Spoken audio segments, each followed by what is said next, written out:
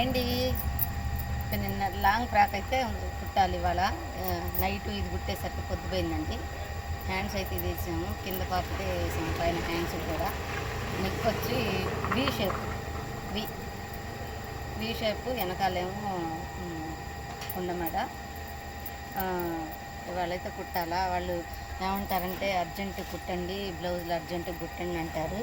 సరేలేని అర్జెంటుగా కుడితేనేమో తీసుకొని వెళ్ళరు.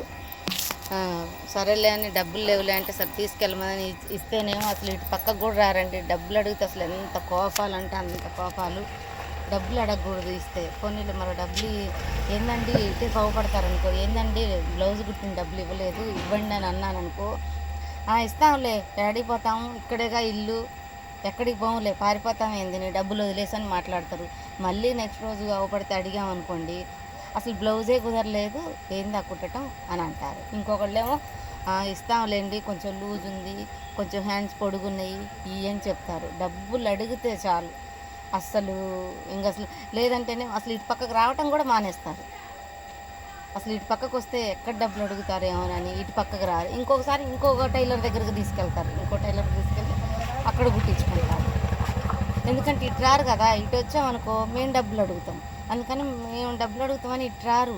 వాళ్ళకి ఇవ్వలేదనుకో ఎంత కోపాలో, మీరేనా కుట్టేది, ఇంకా అప్పు ఇవ్వలేరా 2 జాయిట్లు కూడా, మేము ఎక్కడికి వెళ్ళిపోతాము, మేమేమన్నా ఊరు వదిలి పారిపోతామా అని అంటారు. అస్సలు ఎంత ఎంత కష్టపడి కాళ్ళు పోను, చేతులు పోను, రెక్కలు ఈ రకంగా కష్టపడి కుడితే వాళ్ళు జనాలు మాట్లాడేవి ఈ విధంగా ఉంటాయి. చూడండి ఒకసారి కుట్టిన బట్టలు ఎన్ని ఉన్నాయో. అది ఇవన్నీ స్టిచ్చింగ్ చేసినవి, ఇవన్నీ స్టిచ్చింగ్ చేసిన బట్టలు, ఇవన్నీ చాలా ఉన్నాయి. బ్లౌజులు కుట్టాల్సినవి కూడా ఉన్నాయి. ఇవన్నీ కుట్టాల్సినవి, ఇవన్నీ అసలు కుట్టాలంటేనే చిరాకేస్తుంది. చేసి చేసి కాళ్ళు పోను, తలనొప్పి, విపరీతమైన తలనొప్పి, టెన్షన్స్. ఇంట్లో సరిగ్గా వంట కూడా చేసుకోవడానికి కుదరదు ఈ వర్క్ వల్ల. కానీ చెయ్యాలి, 2 రూపాయలు వస్తాయని ఆశే కదమ్మా కూడా కుడితే. వాళ్ళేమో అర్థం చేసుకోరు. ఇది కుదరలేదు, ఆ డబ్బులు అడిగేసరికేనేమో ఇది కుదరలేదు, ఆ జాకెట్ కుదరలేదు, ఇక్కడ లూజ్ ఉంది, అక్కడ టైట్ ఉంది, అసలు ఇవే మాట్లాడతారు. మేము ఎంత బాధపడుతున్నామో మాకే తెలుసు. కానీ చెయ్యాలి, ఏం చేస్తాం, మాకేమో అలవాటు అయిపోయింది టైలరింగ్. పండగలకైతే కనీసం తినటానికి కూడా కుదరదండి. పండగలకు అస్సలు తినటానికి కూడా కుదరదు. మేము గుట్టిస్తేనే కదా వాళ్ళు పండగకి వేసుకునేది బట్టలు. మేము గుట్టింది ఎట్లా వేసుకుంటారు, టైలరింగ్ చేసే వాళ్ళు బట్టలు గుట్టిస్తేనే పండగలు చేసుకుంటారు జనాలు. వాళ్ళకి గుట్టించేసరికినే ఇంకా మాకు సరిపోయిద్ది. ఇంకా మాకంటూ ఇంకా ఏముండదు. మేము తర్వాత నిదానంగా గుట్టుకోవటమే. కానీ అస్సలు ఎంత మామూలుగా కాదండి. అసలు ఎంత ఇబ్బంది పెడతారో జనాలు అయితే. కొంతమంది ఉంటారు, కష్టం తెలిసిన వాళ్ళు అయితే మాత్రానికి వాళ్ళు వెంటనే ఇస్తారు డబ్బులు. పాపం వీళ్ళు ఇంత కష్టపడి కొడుతున్నారు అని అర్థం చేసుకొని ఇస్తారు వాళ్ళు.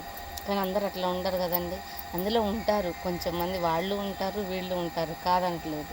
కానీ టైలరింగ్ చేసే వాళ్ళ బాధని అర్థం చేసుకోవాలి జనాలు. కుట్టించుకున్న వాళ్ళు కూడా, అయ్యో వీళ్ళు ఇంతగానో గుట్టిస్తేనే కదా మేము వేసుకునేది, వాళ్ళకి డబ్బులు ఇవ్వాలి అని అర్థం చేసుకోవాలి. చేసుకున్న వాళ్ళు అయితే మాత్రం వెంటనే ఇస్తారు. చేసుకొని ఇవ్వచ్చులే అన్న ధీమాతోటి ఉండేవాళ్ళని ఇంక మనం ఏం చేయాలి. ఇంకోసారి కుట్టాలన్నా కూడా డబ్బులు ఇవ్వదులే, ఇంకేం కుడతాంలేనని అసలు ఆ బ్లౌజులు కటింగ్ చేయటానికి కూడా తీయబుద్ధి కాదు. అట్లా నా దగ్గర ఎన్ని ఉన్నాయో అట్లాగా, ఇదిగో చాలా ఉన్నాయి బ్లౌజులు. కానీ ఏదైనా కానీ చాలా ఉన్నాయి అసలు, చాలా. ఇగో ఈ కవర్స్ అన్నీ స్టిచ్చింగ్ చేసిన కవర్స్. ఇవన్నీ వాళ్ళు తీసుకెళ్తే కదండి, వాళ్ళు ఇప్పుడు డబ్బులు ఇచ్చి ఆ చీరలన్నీ తీసుకెళ్తేనే కదా నాకు కూడా 1 రూపాయి చేతిలో పడేది.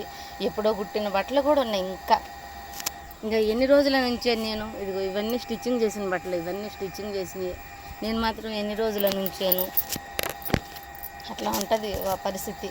అగో ఇప్పుడు టైం ఎంత అయింది అనుకున్నావు, ఇప్పుడు టిఫిన్ చేసేసరికి ఈ టైం అయింది. ఇప్పుడే టిఫిన్ చేసి ఇంకా కుడదామనని పనంతా అయ్యి ఇప్పుడే టిఫిన్ చేసి వచ్చాను. షాప్ అయితే తీసాను. షాపు 9:30 కల్లా తీస్తాను షాపు.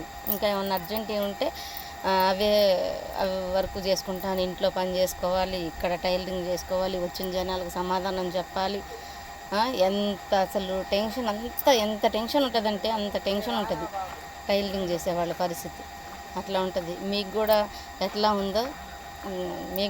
ఉందో కామెంట్ చేయండి ప్లీజ్. మిషన్ కుట్టే వాళ్ళ పరిస్థితి అట్లా ఉంటుంది. ఇంకా చాలా ఉన్నాయి చెప్పేవి.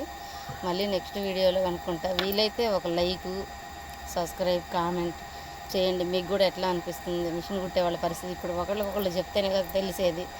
ఇన్ని రోజుల నుంచి చేద్దాంలే అన్నట్టున్న ఈ టెన్షన్ల వల్లనే నేను యూట్యూబ్లో రీల్స్ చేయటానికి కారణం కూడా మైండ్ రిలాక్స్ కోసం 1-2 రీల్స్ చేసుకుంటాను. ఏంటంటే ఆ రీల్స్ చేసినవి కూడా మళ్ళీ నేనే చూసుకుంటా, ఎంతమంది చూశారు, ఎన్ని లైక్లు వచ్చినాయి, ఏం కామెంట్లు వచ్చినాయి అని మళ్ళీ ఆ రీల్స్ని కూడా నేనే చూసుకుంటూ ఉంటాను అనమాట.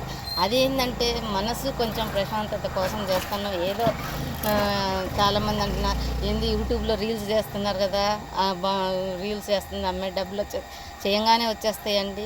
ఏదో మైండ్ రిలాక్స్ కోసం 1-2 చేసుకుంటున్నాను. అది చేసుకున్నా కొంచెం ఈ టెన్షన్స్ తప్పుతున్నాయి. ఫస్ట్ ఈ రోగాలు కానీ టెన్షన్ కానీ మనసు కొంచెం ప్రశాంతంగా ఉంటుంది. అందుకనే చేసేది, కానీ దానివల్ల ఏం లేదు, డబ్బులు కూడా ఏం రాలేదు. ఇంకా మళ్ళీ ఏమన్నా ఉంటే నెక్స్ట్ వీడియోలో చెప్తాను. Please like, share, comment, subscribe. Bye అండి.